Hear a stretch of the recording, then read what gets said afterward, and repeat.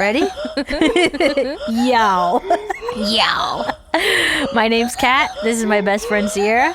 And this is All the Things. When did we start dancing?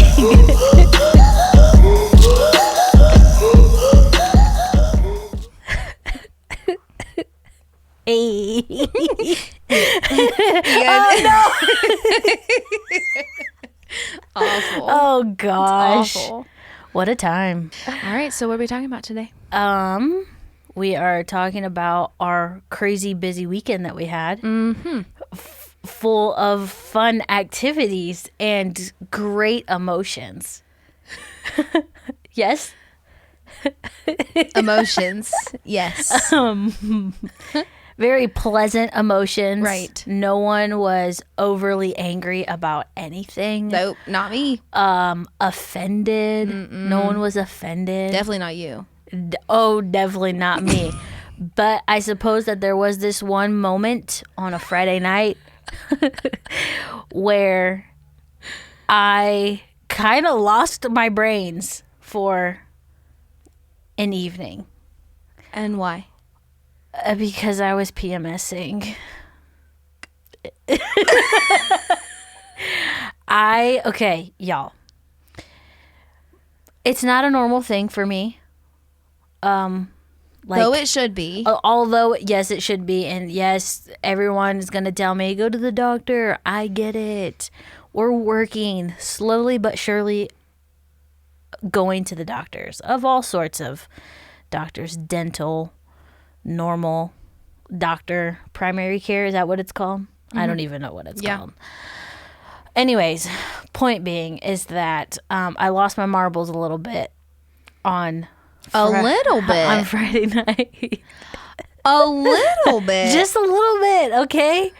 I was just kind of like, okay, so this is what happened. Mm-hmm. We were both working here at the church.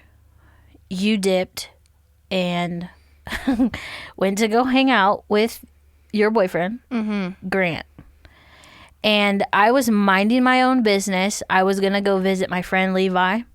So I checked to see if he was home or not, because we share our locations. I'm not crazy. A lot of people do it.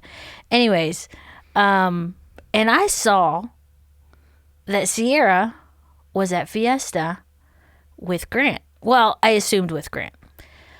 Because we are off Fridays and Saturdays together. So it's stated, like really not stated, but it doesn't need to be stated, that Fridays and Saturdays, especially Fridays, I'm like, hey, and I'd let her know Friday I'm going to be hanging out with Grant because, you know, we don't get to see each other through the week really. And so she knew ahead of time that we were already going to be hanging out that night. So that's important information. Listen, we got there. So she saw. Okay, so that we I were saw. At Fiesta. And I was also upset because she wasn't texting me back. And I had texted her a couple times and I'm like, she literally just left the church. I don't understand why she's not texting me back. Why is she ignoring me? The least that she could do was give me a thumbs up. No, I got nothing. Well, I think in the end, a couple hours later, I did thumbs it up. Hours. Well, maybe later. No, it was like an hour later. I was at Fiesta actually when I was like, oh crap, maybe I should thumbs this up. But I was at dinner with Grant and I didn't want to be on my phone and disrespectful. And that was its own thing. And so I was trying not to be on my phone. So I was like, well, the least I could do is at least thumbs up it. Well, then she was not happy that I didn't text back, that I thumbs it up. Then I was just upset that she thumbs it up an hour later. And I'm Is like. Is that even English? Thumbs it up? I put a thumbs up on it. I put a thumbs up on it. I thumbs it up. So I got instantly upset. And so I'm minding my own business. Excuse me. I'm minding my own business. I go to DQ. Then I get home. And her and Grant are like sitting in the garage. I'm confused on why they're sitting in the garage. in my car, not just like. Well, but yeah. Yeah, it was just weird. Like, go inside. I was so confused. Just go inside. Anyway, so I walked by. Their window's a little bit open. And she was like, hey there, what'd you get? I said, DQ. And I walked inside. Listen, the reason we were sitting in the garage is because we had just pulled in probably 1 minute earlier than her, and we were eating DQ, and we just ate it in the car because we didn't want Phoebe to jump all over us while we were eating it. But then she pulled in right behind us, literally like right behind us. We probably pulled in right when you turned on the street. So like the timing was impeccable. But I was like, oh, Kat's home. I said, let's like sit in our car and see if she sees us. Like, I thought I was being funny. She said DQ. And I walked inside. I just kept walking. She actually didn't even look in my direction. She was just kind of like. No, because I was so mad that you went to Fiesta. Okay, so. So we go inside. I go inside. I was already upset earlier that day because I had to stay home and do laundry. And I was so infuriated because it was a nice day. And I didn't get to be outside. You guys had gone on a hike, and so I was just mad that they got to go on a hike, and I was staying home doing laundry. So there was that. She was mad even in the morning. Oh, I woke up infuriated. Like, I remember texting Levi and being like, I just woke up in a mood. And he's like, is everything okay? I said, yeah, literally nothing happened. I'm just upset. And he's like, #PMS. Okay. So... whatever. I literally thought I was just in a mood all day. Well, then I found out the reasoning was it was PMS. And so then we're at home, right? I'm doing my laundry. We finally come in from the garage since clearly we were hanging out for so. No, we ate our ice cream. We came inside. Catarina went upstairs. Got my laundry. Downstairs. Yep. Straight into the laundry room. It's at the bottom of the steps. And I'm like, I think I asked her a question of some sort. Yeah, I'm like, you're still doing laundry? No, before I said something. Oh. She didn't answer. Oh, I didn't hear you. Like, she just didn't answer. And so I said, and so then I go into the laundry room. Yeah, she comes into the laundry room and she's like, oh, what did you even ask me? I was like, you said, okay? Yeah, you said, is okay? Everything okay? I said, yep, everything's fine. I said, did something happen? I'm like, no, I'm just upset. Nothing happened. I'm just mad. And then she's like, I'm just furious. Like, I'm clenching the like, laundry basket. Chill. Listen, DW. And I'm like, are you sure nothing happened?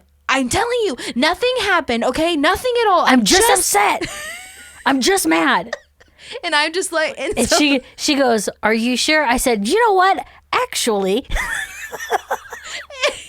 I'm upset that you went to Fiesta without me. And I understand that it's your day with Grant. I get that. But I'm still upset because I literally told you yesterday that I was craving Fiesta. And then here you go without me with Grant. Even though it's your date night, she's like, which I get, I understand, but I literally just told you yesterday. Oh my gosh, I was so what did I do? Mad. She started laughing in my face, and I was like, just leave. It was just get out. It was like a little giggle, like of, no, are we serious right now? But I was so serious. I was so upset. Did you know it was PMS? Because I didn't. I didn't. I just...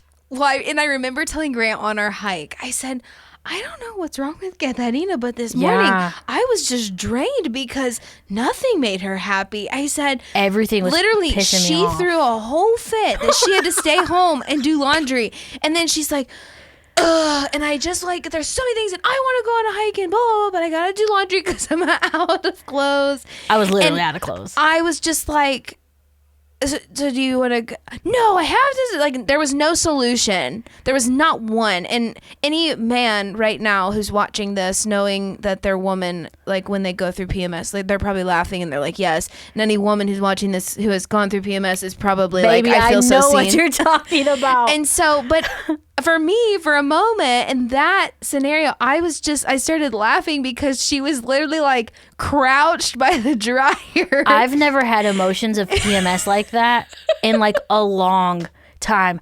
I literally thought I was losing my marbles. I was like scared. Yeah, and imagine if you actually had a regular period that you'd have that every month. I'm kind of glad I don't. Okay, but you should still go to the doctor. But she's like crouched by the dryer. Oh my gosh, like I was pulling so clothes mad. out and folding them, and she's just like, "Ah!" And I am just like, So she's trying not to laugh, and I see that, and it's making me even more upset. And then she just busts out laughing. I'm like, just get out. Yeah. Just like leave. listen, being a woman And is then- hard sometimes. And then I was like, I said, and this is PMS. I understand that I shouldn't be upset. And you But were I like, am. I said, but I am. And you were like, you might wake up like this tomorrow. And I was like, this goes until tomorrow? Are you kidding me? She's in. It was that dramatic too. It was, I'm going to wake up with this? Oh my I gosh. was crying inside, and I'm trying not to laugh because I know on the other side of it, if people laugh in your face while you're feeling these emotions Oh you my literally gosh. can't help, then it makes you even more mad. But it was so ridiculous, and I hadn't seen her like this before, and so it was so Yeah. so funny. And so women, it's hard to be a woman. Woman. A It is woman? hard to be a woman because when the hormones are out of whack, you just like, you feel crazy and you can't help that the hormones are out of whack. And the only thing that keeps you sane is you're like, this is not me. Like, Yeah. I can't do anything about it, but I still feel crazy. And like, Yeah. I feel emotional and I don't want to feel emotional. So there's like this realistic aspect with the deep I'm glad that I got there, hormonal though, imbalance. of like knowing that knowing that, one, I knew it was your day with Grant. Like, I truly wasn't. I mean, I was upset, but I wasn't upset. I was pretty upset, but so I knew all the facts and the truth behind it, but Yeah. I was just like, I can't help but feel like so infuriated Yeah. right now. Yeah. So the learning point is that us as women, if you're watching, is to cling to reality Yep. when you are PMSing. And men, I'm sorry. That's all I can say is I'm sorry, because there's nothing they can do to help it. There's nothing that we can do. I mean, we can make choices in our diet and whatnot, but in general, like, it's just part of it. And so, and different people handle that differently, whether they cry a lot or they Clearly. get angry or whatnot, or they're just tired. So, Yeah. but anyways, so that was an eventful time. that was Friday, and then Saturday. So on Saturday, anybody who knows me knows that Natalie Grant is my idol. Literally my idol, vocally, worship leader, like all of that. I just want to be half of what she is, even half. And I will just feel accomplished for the kingdom because she's just so great. She reminds me a lot of myself. And so we got to see her live, and her best friend Charlotte do Dare to Be. Yeah. And so we went to Indiana because our friend Christy, she got me tickets for Christmas to go to Dare to Be for all three of us to go. So that was my Christmas gift. Mm-hmm. But it was in Indiana. So we go on this day trip. And Christy is a planner. She's all about, like, we got to know where She's a we're going. six. She's a 6 on the Enneagram. If you know anything about that, you understand. And if you don't, go research Enneagram 6. And so she had the whole thing planned out, and she found this diner, and it's the oldest diner in Indiana. Yeah. And so we go to this diner. How big is it? It, like the size of this office. Like it was tiny for a diner. And so we walk in, and I was kind of like caught off guard a little bit, just because I don't know that it really even seemed that small from the outside. Like, the building looked small, but then when you walked in, it kind of just looked way smaller in general. And there were 3 tables, like, around the outskirt. 1, 2, 3, the three, corner. Oh, 4. might have been 4. Okay, so 4 tables, 4 booths. and one of them was a half booth, and it could only fit maybe 2 people, and it was just like a little sliver of a booth. It wasn't like there wasn't on both sides because the door was there. And she tried to get us to sit up in that little thing. And then the little breakfast bar, and then the whole rest of the building was the kitchen. Yeah. The whole rest of it, you could see it was open concept. It was cool though. They had the train at the top, so that was kind of cool. On the top. But man, it was old. It was good. Old. Yeah, and the food was decent. Yeah. But you know, they stole your ranch. Oh my gosh. Listen, I'm very passionate about ranch dressing. If you don't know, now you know. Ranch dressing should, like, it goes with pretty much everything, but when you get a burger and fries, like, you want ranch for your fries. Can I get an amen? And so she's like, oh yeah, we make our ranch homemade here. Well, we're in this diner, and I'm like, can I get some ranch? She's like, yeah, sure. She opens up the fridge, which is probably 5 feet from me, and she pulls out this big, like, you know, it's got the little thing, and what do you call that? It looks like the... It's a serving... Yeah, but it looks like the ones from IHOP. Like where the syrups are in. Oh, yeah, it's like it looks like a syrup thing where you... Yeah, it looks just like that, but it's bigger. Yeah, she puts the whole thing on the table. The whole thing, not like a little side, not like she just says, thing. Here you go, honey. I said, is this like serve yourself? Or I guess so. But then we're eating our meal, and I'm like, not quite done yet. Well, these ladies walk in, and there's 5 of them trying to fit in a booth for 4. And they got their hair and makeup done. I thought they were there for the concert. I thought they looked like women that would go see Natalie Grant, but no, they were going to the casino. So close. And so we're just like minding our own business. And mind you, the little water glasses they gave us were little cafeteria ones like this big. I'm like, okay. Yeah. Like, I'm thirsty. And I mean, that... Anyways, I digress. But then the lady that's serving the next table over, their waitress. Their waitress. She's like, yeah, let me get the ranch for you. Old girl passes by our table and just snatches like my nonchalantly. Whole thing. She just picks up. She didn't even ask, "Are you done with that? No, she didn't. Would you like to put some more on your plate before I steal it?" Then. Yeah, and they're looking at my face, and they're dying laughing. Because she looks up, and I'm literally like, hey, that was my ranch. I'm like, excuse me, like, you know, and I don't really get mad about stuff like that. Like, you got to do your job, but I was like, at least you can do. First of all, it's ranch, so if it was like ketchup, take the dang ketchup. But you like, I was using that. And so she just swipes it like Swiper on Dora, and I'm just like, Swiper, like, no swiping. Oh no. I know. I'm like, what are you doing? And what she does is, instead of literally taking it from ours and just putting it on the table to the right, she takes it to the kitchen 5 feet from me, turns around, acts like she just got a fresh one out of the... They got one. They only have one. Like, it's small. It's a diner. And she just, like, goes in there, turns around, takes it right back to their table to make it seem like... And so then I had to watch the ranch pass by me to go to the table next to me. And I still was like... And so then they're passing their ranch around, and Kat, I was like, hey, do you need more ranch? We can just turn around and ask. She trying to cause issues. We in Indiana, we don't know where we're at.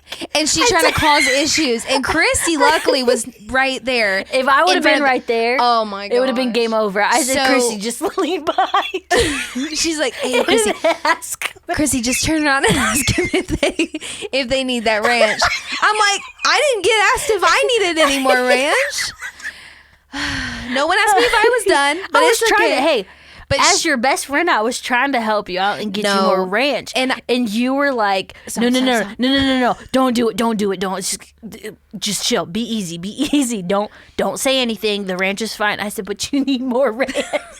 She's like, you're running out. Look how much is on your plate. Like, she just keeps going. I just wanted to ask so bad. She's laughing. And she's being like, she is loving her life. Literally loving. It was the funnest time ever. And I'm just like, stop it. You're like drawing, like, stop it. You're embarrassing me. Like, you're drawing attention. And she's like, Christy, come on, just turn around. I said, Katarina, you better shut your mouth. She was getting mad, y'all. It's mad. Fine. And I mean, we were laughing, but she just would not let the ranch thing go. I was trying to help you out, friend. Listen, I didn't want that kind of help. I just wanted her to not take my ranch. You needed more house ranch.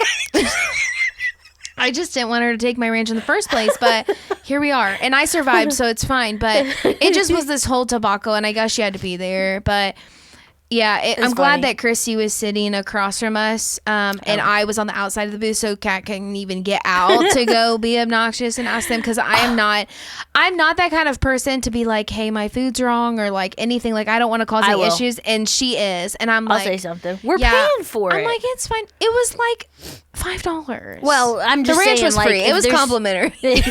House ranch. Their homemade ranch that was so good, but it's fine. I was done. No, she wasn't. I wasn't. But it's okay. It's okay. Tell them. Then the lady started cleaning the table. And this one, because we're in small town Indiana, she's like, let me get my country accent out. So she grabs Sierra's plate, and Sierra looks up at her and says, thank you. No, you didn't. No, you didn't. Say it like you I said, please, sir. Can I have some more? Her British accent comes out. I was trying to be country, and somehow my British accent came out, and I was like, and I'm looking down eating my food, and I look up and I said, yeah, I was just like, thank you. Thank you. And I gave her the dirtiest look, like, what are you doing? Like, where did that come from? And we lost it. Well, those people that took our ranch, they turned around and they were like, oh my gosh, you guys sound just like us when we get rolling. Like, listen, no one was embarrassed. They were having a good time. They loved hearing us laugh. And by us, I mean me. Listen, we don't remind them of themselves. You know why? Because we don't steal people's ranch. We're not stealers. Facts. She was just trying to steal it back. But anyway, so I was trying to borrow it back. I don't really know what happened with the British accent, but then she was like, and looked at me and laughed, and we were in one of those laughing fits. Yeah. Sometimes you get started laughing and you just needed a good laugh. Stop. Like, your soul just needed it, and everything is so funny. That was kind of the moment. And we're in this small diner, and it was a good time, honestly. It was a good time, but Christy was like, I didn't know it was going to be this small. I didn't know it was going to be felt bad, and we were like, Christy, no, it's like fine. Totally fine. We love an adventure. Good. Yeah, we Fries, love an adventure. Good. Burgers, good. Could have been bigger. No, because then I would have needed more ranch.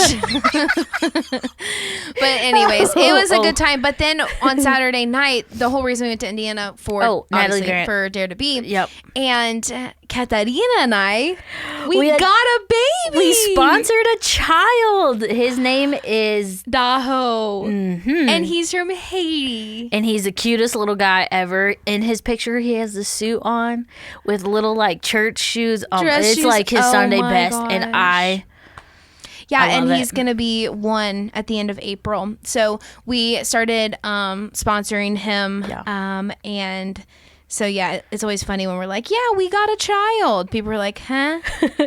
And we're like, yeah, no. Like, we're sponsoring a child. We are sponsoring a child together. But it just like throws people off. So we like to use that verbiage. Threw me off. You looked at me and you said, do you want to have a kid together?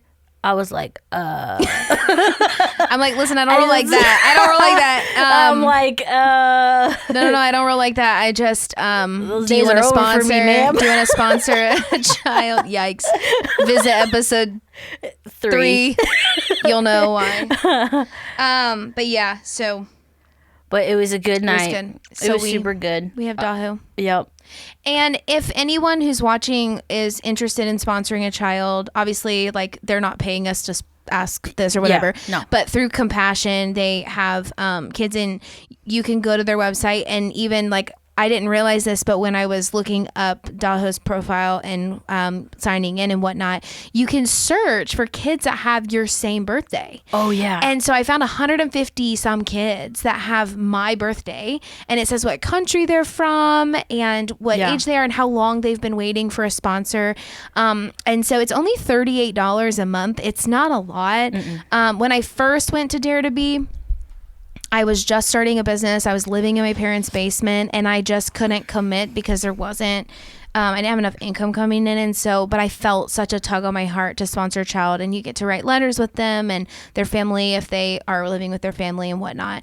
But that covers food, that covers healthcare, that covers, they do the spiritual stuff of them going to church and providing the transportation for all of that. And so they're meeting their physical needs, their health needs, their spiritual needs, their emotional needs. And so there's a lot going on just for $38 a month. So that's like a little shameless plug there for them. Compassion, is it Compassion Ministries? But it's through Compassion. So we can link it below. Yeah. We can totally do that. Yeah, go look for a child and see if the Lord puts a child on your heart, or if you can sponsor 2 of them. But you can write letters to them and keep in contact all the way until they're 18, or, you know, whatever you decide. But it takes care of all of those things. And so we got to sponsor a little boy who's going to be 1 on April 30th. And we're really excited about it. Yeah, it is awesome. I really love that we did that. Yeah. And then Sunday, I got to spend time with more of my favorite people. My parents were in town. Yes, Tammy and Emilio. And we got to go to a hockey game here in Columbus with Ryan and Levi. You got to go. My parents. It was a great time. It was probably one of the best games that I've been to. Because a fight broke out, and I was like, okay, if I'm being honest, I think I kind of I lost control of myself for a second when that fight broke out. When I saw that punch go, I was like, I got up so fast, I said, make him bleed! And I was like, oh. And I couldn't stop, and I was just like, yeah, she was possessed for like a hot second. And I even looked, and I was like, because I have not seen her get up that fast. Now every time we go to a hockey game, she's like, man, I just want to see a fight. I'm like, you're weird. I do not like watching fights. Like, I do. My heart hurts when I see. I'm thinking about how hard it hurts. I'm putting myself in everyone's shoes. And I'm just like, really, that empathy thing really sucks sometimes. But I'm like, oh my gosh, don't hurt him. Like, I don't want to, stupid. Oh, I was literally like screaming, make him bleed. Got Let's go. So come fast. on. Throw a punch. Pop his teeth out. Like, I was going hard. She's like, yeah, there's blood. I was like, oh my gosh. It was. Your mom and I looked at each other, and we were like, because she got up and just her whole body was like tense, and she was thrusting. Yeah, her arms down. She's just like, I got that DW hand. Oh my gosh, it was DW on steroids. Gosh. And then after I was like, oh my gosh, I think I'm like my blood pressure's like through the roof right now. I was on fire. I was hot. It was crazy. I don't know what came over her in that moment, but awesome. It was scary. Then, so me and Sierra were trying to get on the Jumbotron. Like, we were trying really hard because we wanted to be on that thing. We wanted to be on the TV. Yes. And so then at one point, you were sitting down and I was standing up like dancing or something. Well, my dad told me later that the lady that was next to him, she leaned over to him and was like, wow, she's really trying to get on that Jumbotron. And he was like, yeah, I know. Because usually when we go to games, we're in the 200s and there's no camera. They don't really get people in the 200s. It's only the 100s. So for this game, seats, yeah. we were right by a camera, like not right by, but he wasn't far. He was like, so we were like, this is our chance. Yeah. So the whole game, we're just like watching him, and he turned his camera over to us multiple times and had it on us. Yeah. And then it would be the end of the period. It happened both times. It was trash. And so he was ready, like it was right on us. And then the period would end and he'd be like, oh, I got to turn around and go do these like. It was so disappointing. I was so sad, but we were trying really, really hard. And we were dancing at every moment possible. I mean, know. Not ridiculous, but kind of. Just to get on the Jumbotron. Like, but yeah, no, we didn't get on. That was sad. But the Blue Jackets won. And they did the hat thing because the dude made hat trick. Yeah, they did the hat trick. That was kind of cool too. I was like, why are they throwing all their hats out? Like, why did they do that? But her dad told me why. He's a big CBJ fan.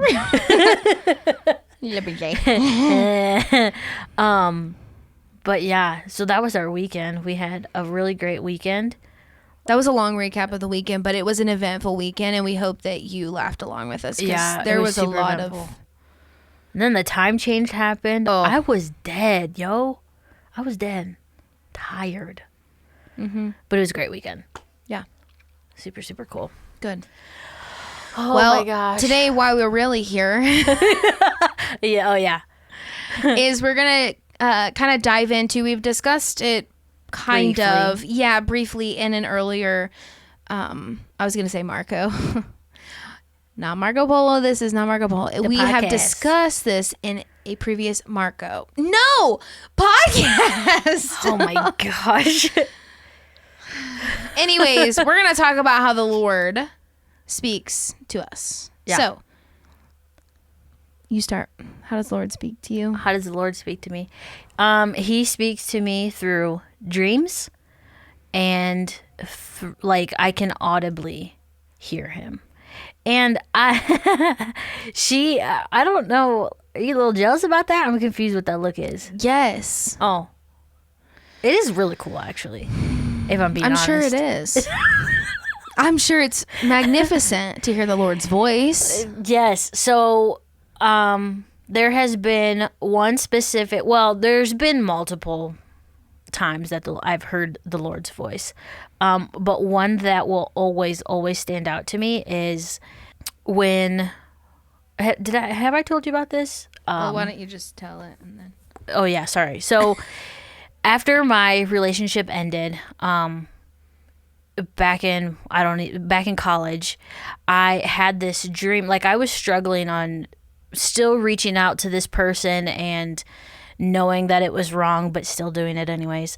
And I ended up having this dream of this older lady she was a part of our family, but she had passed like several years before. And I don't want to say that people worshipped her. That's not the term that I want to use, but a lot of people admired. very, very admired. And she's a woman of like prayer. She's a very like powerful woman in that aspect. Anyway, so in this dream, we were having this birthday party for her, and she was sitting in like a single chair, almost like a throne type of chair, and everyone was lining up to say hi, or to say happy birthday and say hi to her and give her a hug or whatever. And it came to me, and when I gave her a hug, mind you, I've rarely ever talked to this family member. Like, I know of her, I just was never really close with her. But when I went to give her a hug, the voice that came out of her was just like so strong. Like, I don't know how to explain it correctly, but the presence of it, the timbre of her voice, like, it was just powerful. Like, even talking about it right now, it kind of gives me goosebumps. But she had told me, it's time for you to be done. It's already ended. You need to stop. And I was like, I said, okay. I said, all right, I'm hearing you, Lord. But I think the idea of it was really cool in the sense that she was someone that our family looked up to a lot. She's very close to the Lord. I knew that. But just her presence and her demeanor was interesting of how like the Lord chose to use her, knowing that I would listen to her voice. Well, his voice, but through her, yeah. But it's just like anytime I hear his voice, it's just very almost like thunderous, but it hits you in the chest. It's really cool. Scary. Not really scary. Overwhelming? Yeah, but in the greatest way possible. Right. Like it's super cool. And then through dreams, my gosh, she's always talking to me through dreams. And it's bad because I'm a runner. I run away from the Lord if I'm going through something, and that's usually when he speaks to me. In my dreams. He's like, "Hey, yo, girl." Yeah, what and you I'm doing? like, I kind of feel like you're gonna talk to me in my dream tonight, so I'm just not gonna sleep. Like, I'm just not gonna sleep. But it don't matter what I'm doing. If I'm tired, I'm sleeping. There is no, I'm just gonna stay up and not sleep. No, ma'am, no, sir. Sleep is. I've been having a lot of ocean dreams lately. Like there was a long theme of that. I dreamt that I was in a boat and it went to like an aerial view and it was like this huge whale. But when I looked up, like sometimes if I can't figure out the dream, I'll look it up on the internet to see what certain things mean. Darn it, I can't really remember what the whale meant, but I remember in the dream, like the waves were going crazy, but everything surrounding me was calm, and I was calm, which kind of says a lot because you're in the middle of the ocean. Like, there's a lot of scary things out there. But yeah, so I don't know.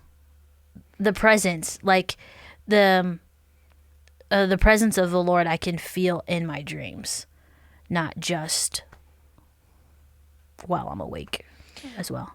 What would you say the difference is between the Lord speaking directly to you in dreams versus you just processing your subconscious realities? Honestly, I kind of feel like it's usually both, but if it's just me processing like feelings or whatever's going on, there's less of just that like heavy spiritual presence. So you can tell a difference in your dreams. Yeah. Yeah. Because I never really, before I met Katarina, I never really thought much about my dreams. I can still vividly remember specific dreams from my childhood that I kept having over and over and over. Mm-hmm. And I can remember certain things, and sometimes I'll pick up other dreams, but I always thought like looking into your dreams was very like hoodoo voodoo kind of. Like I was like, yes. I was like, I felt like a fortune teller, like it was like a fortune teller thing. Like, well, this symbolizes this and this means, just like, let me look at your hand and tell you what your future looks like. You know what I mean? And it's just like, that's wild. And so, but then when she would talk about dreams and stuff, I'm like, I don't think that was the Lord talking to me. I think I just had a bad dream. Well, to be fair, I don't think that the Lord talks to me in every single dream that I have, because I had a dream this week that was just vivid and just weird. But so yeah, I don't think every time. Well, and I was so confused because I'm like, how do you know which ones are processing, which ones are the Lord, and which ones are just bad dreams? Because can't you deem any of them as one or the other? And so it was just hard for me to comprehend and understand. But the Lord, I don't feel like the Lord has talked to me through my dreams. I don't feel like he talks to me the same way, which is totally fine, which is why I don't understand. But it doesn't mean that I get to discount how the Lord talks to her either. Just because I don't understand it doesn't mean I have to think it's hoodoo voodoo, whatever. Yeah. So then over time, I'm like, oh, okay, I can totally see this. And then when I started therapy in 2020, she was talking about how, like, I was like, yeah, I have this dream and I have this dream. And Katarina would say, you know, I think maybe you're trying to process through this instance and this is what it's bringing up. And I'm like, oh my gosh, that makes so much sense. But even when it didn't make sense, Sabronica was like, hey, like, dreams are a way that your body's processing emotions during the day that you may be avoiding or maybe subconscious, that you've just gotten good at, like, it is what it is. Or if you're a person that's really good at like just dismissing it, or, you know, or whatnot, your body is still processing when you're sleeping, but when you're subconscious, you can't avoid it, right? Mm-hmm. So when you are, well, that's you can why if you don't sleep. you can if you. And I'm not usually an avoider of feelings, but I have a lot of feelings, and so then when I'm dreaming, I'm actually sorting through the reality more, and it's kind of less of the feeling part and more of the reality part, while still like getting to the core of why it's making me feel that way. Does that make sense? If I can like get to the reality of what it's triggering, I can understand why I'm feeling the way I'm feeling when I'm awake. Does that make sense? Kind of, sort of, maybe? Yeah. I would still say, though, it is, for you, it's still processing those emotions, though. Yeah. Because there's just a lot of emotions, and so it just continues while I sleep. Like, my mind never stops. And they say that about women's brains in general, of like a to-do list or blah, blah, blah. But mine is more like processing through how things made me feel, things that triggered me, you know, how I can better myself, how I can be better tomorrow. Like, just different things. There's always more. But yeah, so when she said your dreams is just a way that you can't avoid, and I'm not usually an avoider, Katharina is, but she's less of a feeler and I'm more of a feeler. So like, well, I mean, you feel things, but I feel things deeply, and it's so annoying. So I try to avoid the feelings. Yeah. Yes. So it's not that like she can't feel them. It's just that she doesn't like to feel them that deep. And so in the avoidance, in dreams, it makes sense why the Lord would talk to her in dreams, because that's the only time he can really let her hear him. Yeah, he's like, well, you ain't gonna listen to me while you're awake.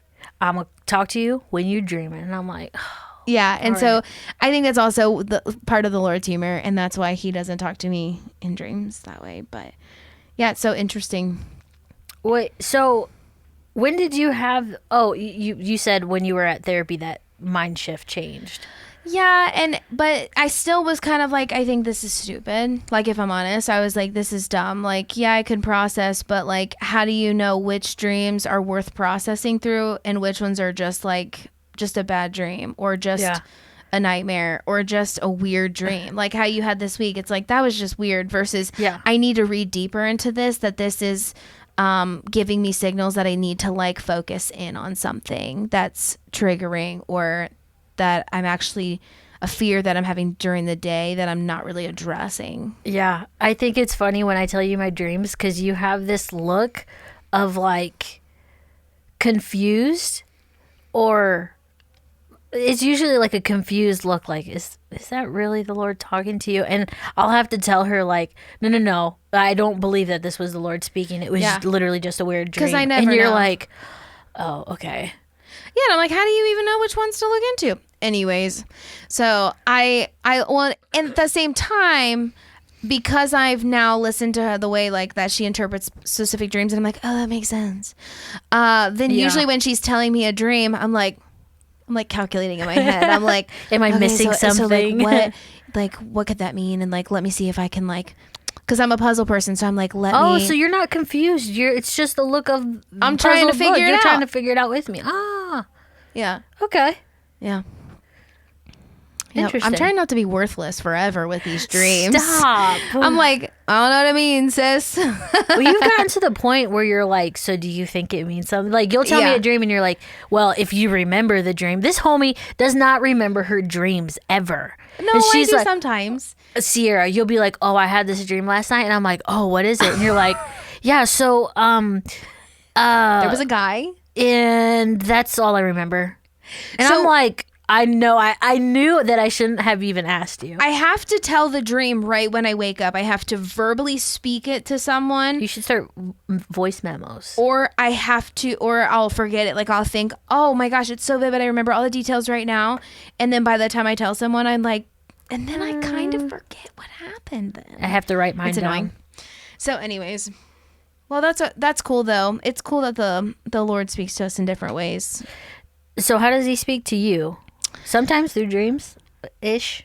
Yeah, I wouldn't even go as far as that. okay. I would just say that I process things, and I think I'm just really self-aware. Gotcha. That Yeah. when I'm processing things, when I'm having certain dreams, I'm like, oh, maybe I should give more attention to this, or, whatever.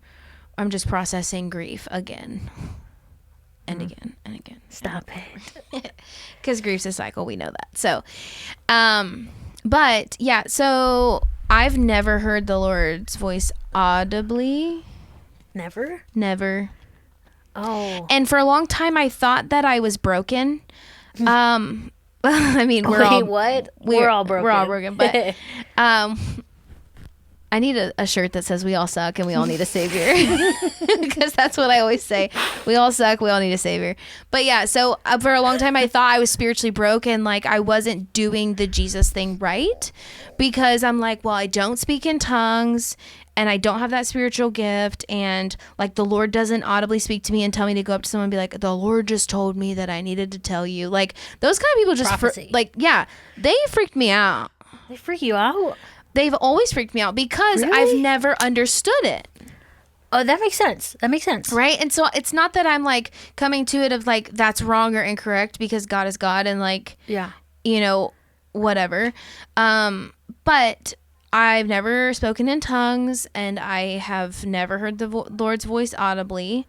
I will say the main way that the Lord speaks to me is through open and shut doors. So if he wants me in a specific place, he will close all other doors and he will open up the doors. Or he'll keep the door shut if he doesn't want me to move. So in those moments, do you feel like an over sense of peace? Like when a door is shut? Not in the moment. Okay. No. So because ultimately we are human and we're sinful and we want what we want, right?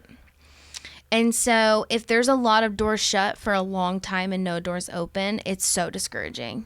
Discouraging, because then you start to wonder like, Lord, do you even hear me? Do you even care? Am I doing the right thing? Am I just missing the mark completely? And that's why like I'm not doing my part. Like, am I not being faithful enough in these areas? Like I'm trying to be faithful with the few, but I just feel like, and I felt like that with my business for a long time. So I'll backtrack. I kind of touched on this last week, I think, but for the open and shut doors, it was like when I was choosing a college and what career choice I wanted to go into. And essentially I'd applied to these different colleges and I wanted to feel safe. I wanted to get away. I never wanted to come back to Ohio, and the Lord is funny and he always will be funny and have a sense of humor. And so here I am in Ohio. I've been back here since 2015. So yay for year 7. And so, but I get why he brought me back now, but in the moment I didn't. So that's a whole other story for another day. But when I was choosing a college back in 2011, I had applied to these different programs. And granted, I applied to some really hard programs like CCM, Belmont. Like there were some really hard programs. And I was going initially for a musical theater degree to perform on cruise ships. And I visited different schools. I visited Cincinnati. I did not feel safe at Cincinnati. We like got lost on a street, and you didn't feel safe in Cincinnati, but you felt safe in Jackson, Mississippi. Yeah, well, so that's what I'm saying. Like it has to be the Lord, right? Because you're like calculating that in your mind. Listen, there was not a sense of peace. And that's another way I could say that the Lord talks to me is there's like a knowing, a deep knowing and a deep peace that comes with it. Yeah. Peace that surpasses understanding, right? And but we kind of also got lost in Cincy. And so we got off like a road from the campus. And this guy came out from behind the house and he thought we were there for something we weren't there for. And yikes. It could have been really bad. And so my dad's like, you're not going to this school. And so and I didn't get into the musical theater program because they literally let in 7 girls a year. Yeah. What? So essentially I kind of set myself up for that too, but you know, I do believe in just going for it. And if they say no, they say no, you know, cause they could have said yes, but, that, and then, the other colleges, like, even though I got into Belmont, like the music program that I wanted to get into, I didn't get into, which my senior year, I had a vocal injury. And so I didn't realize I was even singing wrong and I had to relearn. And so there's all these pieces that go into it. But at the end of the day, when I visited Belhaven, there was just a piece that I had, and I loved. The campus was so beautiful. Yeah. RIP to the tennis courts in the middle of the thing. They have a building there now, but it was just so beautiful. Like the tennis courts in the middle, you could see the whole campus from the pavilion, and it was just so. It is a beautiful campus. It's still a beautiful, beautiful campus. Yeah. But I just liked the open space. I liked the tennis courts and stuff in the middle. But it's a super, super beautiful campus, and Jackson looked way better when I was there. I just recently visited, and it was just really sad to see what it looked like. Yeah, I was really sad. I was really, really sad. Yeah. Because it's not good. It was not good. And we won't even talk about our Airbnb experience, but it's fine. So it was so bad. Okay, so anyways, the moral of the story is that the Lord kind of shut all other doors that I didn't get. If I got a scholarship here, I got accepted in the school here, I didn't get the music program, or like I got into this, but I didn't get the money, or vice versa. And at Belhaven, I got a music scholarship, I got an academic scholarship somehow, and because I was just an average student, so I wasn't expecting an academic scholarship, but got that. And the campus was beautiful, and we walked it. I was like, I love this. Like, I love this so much. So the Lord had closed all other doors in some way or another, and just like swung Belhaven's door like open. And I loved Belhaven so much. And then, when I was seeking the Lord of like, Lord, what do I do after college? I had applied for an internship at the church there, and that fell through. And we talked about that a little bit in our last podcast, that I just didn't know that I was called to worship. And so that was what the ministry was for, and that whole partnership was for. And so that fell through. And then I applied for a job at Belhaven, and I was in one of the top pickings, but I didn't get picked, and they didn't have a position for me. And so that door closed. And so I was just looking for like any open door to keep me in Mississippi and not make me go back to Ohio. And the Lord shut every single door. And at the time, I was angry with the Lord because I was in a relationship that I wanted to stay in, which, praise the Lord. Yeah. Praise the Lord that I came back to Ohio and that relationship ended. Praise the Lord. I can't say that enough.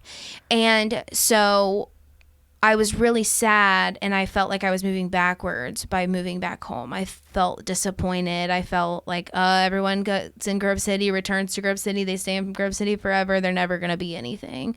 And that's just not true. Like coming back to Grove City and really cultivating a small business and meeting other entrepreneurs and growing in this, I'm like, wow, there is a lot of opportunity in Columbus and Grove City. Oh, yeah. Like there's so much, but I just had a poor view because I hadn't dove into it fully in that kind of capacity. So the Lord closed every door from college to coming back here. And then actually a week after I moved back to Ohio, Belhaven called me and said, hey, we have a position opening up and we want you. It's yours if you want it.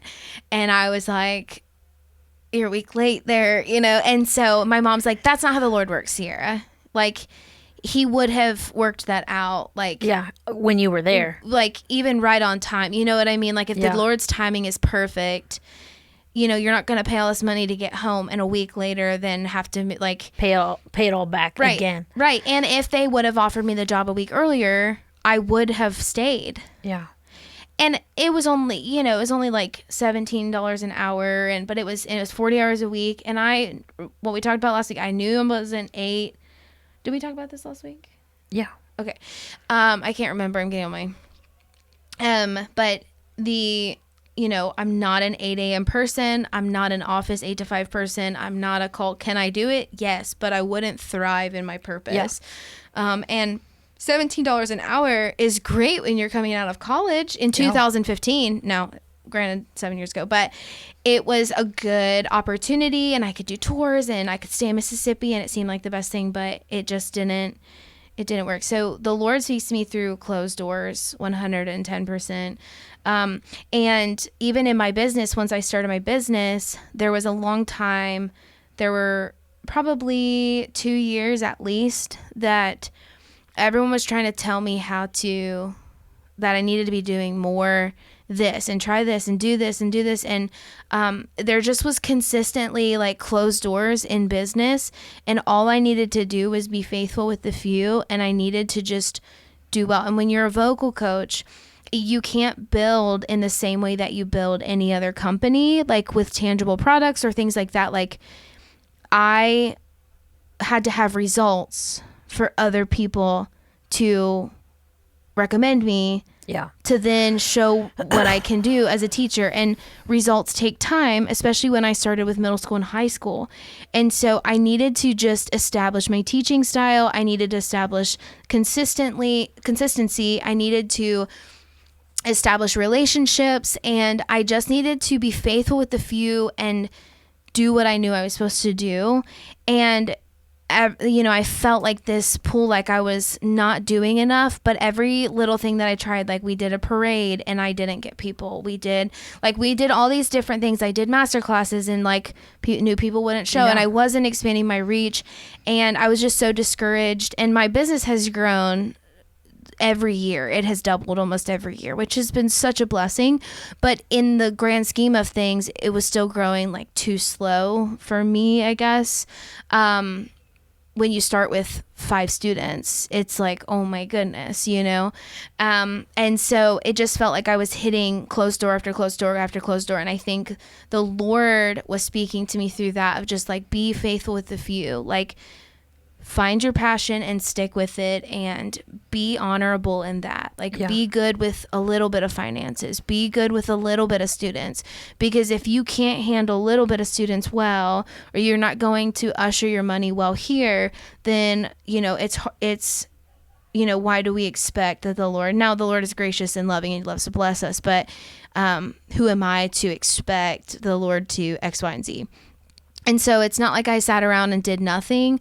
I tried different things, and but the Lord did. Like, there were a lot of closed doors that really discouraged me, of like, well, I'm just trying to follow what everyone else is doing. Like, they're doing master classes, let me try to do master class. Could I do it? Yes, but that might not have been my niche. Like, that might not have been my season, or that I don't have right now at that time, right? At that time, I didn't have the right reach to even be able to reach the people that I was trying to pull in. Does that make sense? Yeah. So it's not like it's a forever thing, but I just think the Lord, even through my business, has opened doors and closed doors. He's opened connections with different people, and he's closed connections with different people. And now I'm reaching such a new wide variety of students. And now I'm mostly adult now, and I started with middle school and high school, and I did that for 5 or 6 years, and now I'm really like, breaking out. And so it works if you work it, but you have to know your own business and know yourself. And the Lord has just been really faithful through opening the doors and closing the doors, even when it's so discouraging. When there's constant closed doors, the Lord is essentially being like, stay put and do what you know you can do. Like, just stay put and be faithful with a few. So I'd say that's the main way that the Lord speaks to me. I would say I had never really felt the overwhelming of the Holy Spirit until I was performing in prisons with Shining Light Ministries in college. And I was in Rikers Island in New York, and we were at the women's prison, because they're separate, and we had just performed at the guys' prison. They're like 18 to 21. It's 2 years or less, so it's not like long sentencing. So they're a rowdier crowd. It just such a cool experience to perform and share hope in the walls. But that was a hard performance. But the women's ministry was actually outside, and the sun was trying to kill me. And we set up a whole stage. We have lights, sound, camera, actually, like all of that. Just kidding. No cameras. We're in prison. And we just had all of this, and the sun was beating down. And I remember we were singing I'm Free by Kirk Franklin. Have you heard that song? How does it go? I'm free. Do you want to be free? Has anyone had enough? Oh, yeah, Has yeah, yeah. anyone given up? I think it's called I'm Free. I know Anyways, what you're talking about. we were doing that, and all the women from Rikers Island, literally imprisoned women, stand up and they are clapping and they are dancing and they are overwhelmed. Yeah. And they are just loving. Now, a lot of people, like all the shows, they loved it. They would dance and clap and whatnot, but there was just something so special. And I remember the sun was just shining and I couldn't see. Like, I was just like, I'm gonna die. Like it was like roasting me, like a rotisserie chicken. and I remember that, and I think it might have started. It was the weirdest thing because it might have even started raining. I can't remember, but it was gonna ruin all of our equipment. Like it was gonna ruin everything. Yeah. Well, yeah. Yeah, and so I said, Lord, if you just, like, in this moment, I was just praying as I'm like dancing and singing on stage. I'm just like, I need a cloud and I need this rain to stop. And that moment, these women were standing up, praising the Lord. I was singing and they're responding to my voice. And my whole body, I had chills. Yeah. It was the coolest thing. And it was just like this overwhelming, like, Oh, yeah. and I've loved the Lord for a long time, but I think there was just something so beautiful. And at that very moment, a cloud came in front of the sun and it was there for the rest of the performance. Usually clouds like move, right? Like, But God, come on. No. Like it was there and the rain stopped. Yeah. And it was the most beautiful moment of like imprisoned women, like sharing hope, using my gift and my voice to do so. But at the same time, like surrendering that to the Lord and like letting him have full reign in the situation. And just like, Lord, we want to continue like pouring into these women, like make a way. Yeah. Cause I'm gonna be a rotisserie chicken by the end. And so it was this beautiful thing. And that was like the first time. So I wouldn't say I heard the Lord audibly, but there was like an immediate. That presence of the Lord. Yeah. It was like that gospel song, immediately. Oh, I was in the presence of God the Lord. word. No. You don't know that one? No, but that's not the one I was singing. But that's the one I was singing.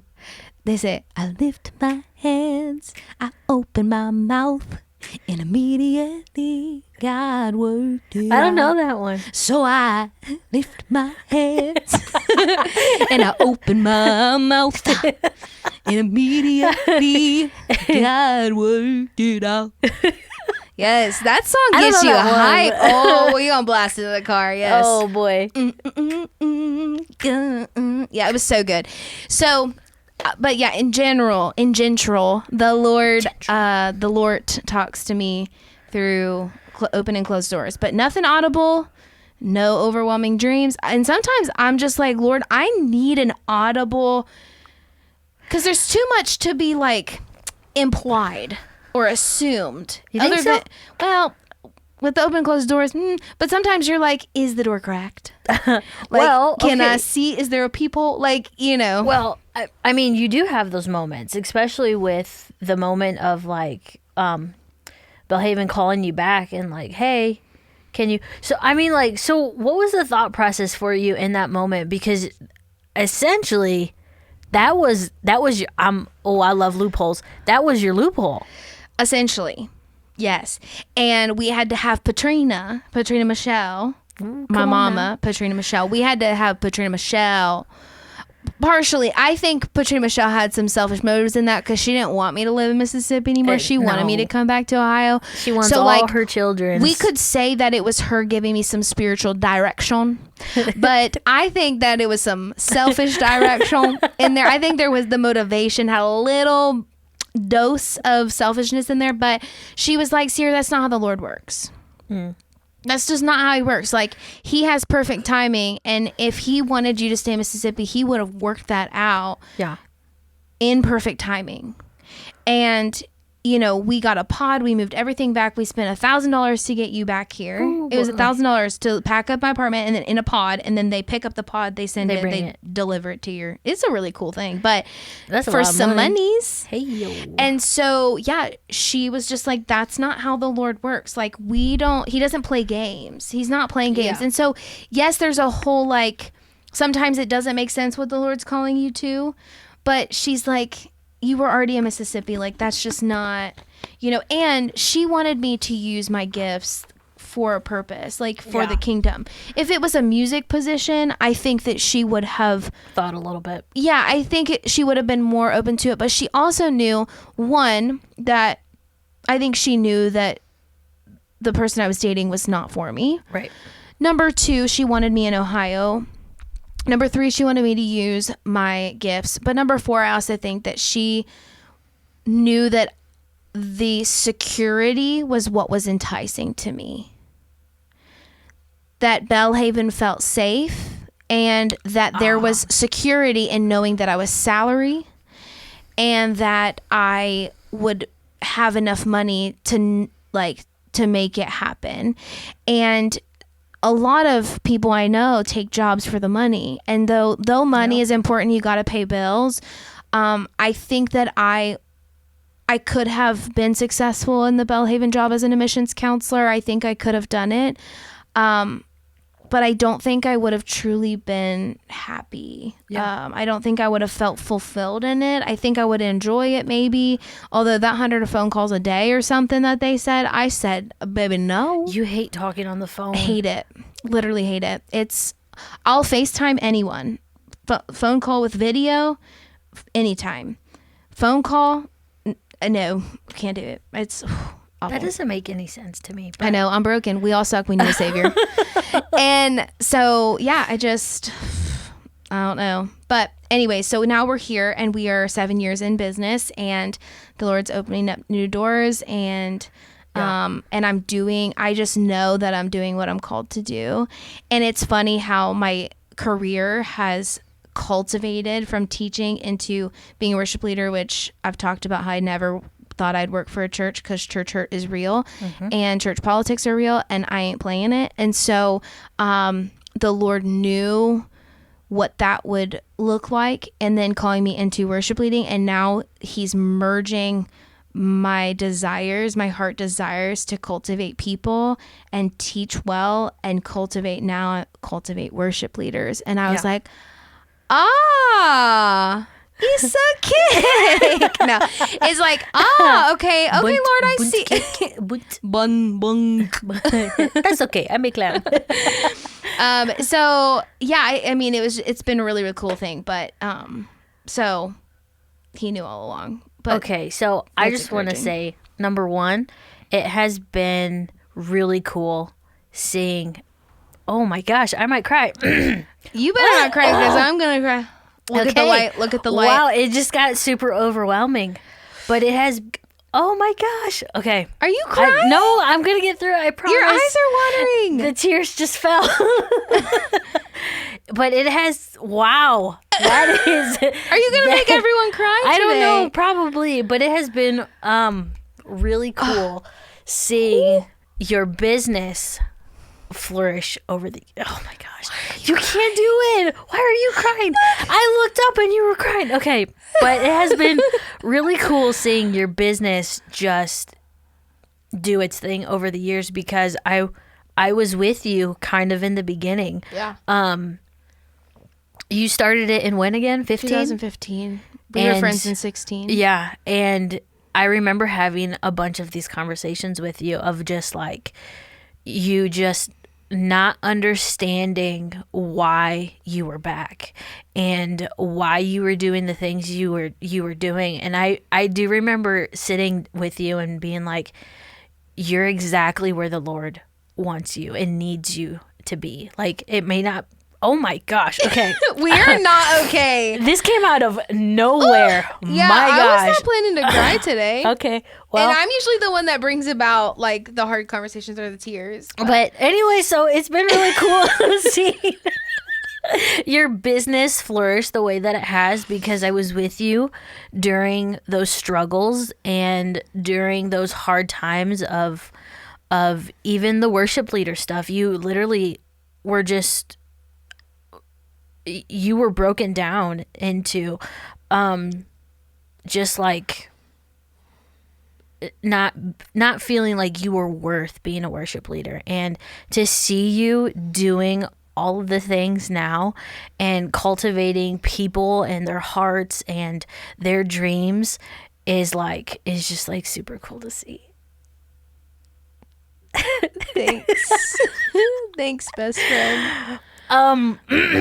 So Well, thanks. And yeah, you're right. I mean, you did. You were like, you're exactly where the Lord wants you to be. And I just didn't understand at all. And partly I just still don't, because I still just like wonder why I'm here. And like why I get to do what I do. Yeah. Because it's so cool.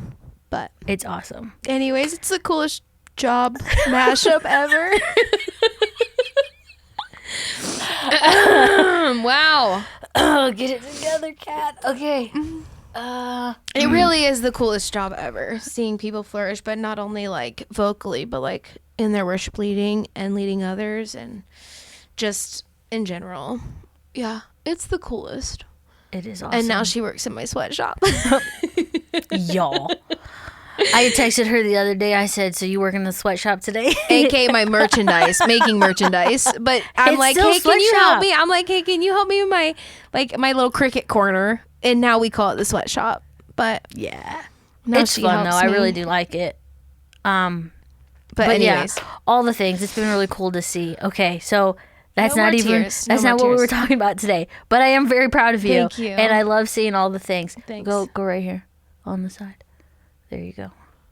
Darn it, now I forgot what I was gonna say. well, we've been talking about how the Lord speaks to us, so we can wrap it on up. That's true. Okay. Well, so all of this to say is that the Lord can speak to you in any way that he sees fit, and how he's going to speak to you might not be how he speaks to us. And so it doesn't mean that this is the only 3 or 4 ways that the Lord can Yeah. speak to you. He can speak to you through other people. He can speak to you through, I have like mad discernment. He speaks to me through there, but not like audibly. Once again, I'm not salty. And so start, if you haven't, start looking for the ways that the Lord talks to you and share it with us. You can either leave a comment or you can Follow our Instagram. Yeah. You can DM us. Wow, that wasn't English, but you can message us. personally and just let us know how the Lord speaks to you. We want to hear from you because we kind of only know our realities. Yeah. And so it's really cool to hear about other people's journeys too, because God is a big God and he can meet us in a cajillion ways. And so we want to hear from you if you want to share with us. Obviously, no pressure. But thanks for tuning in today. Yes. Thanks for coming. And we'll see you in 2 weeks. No.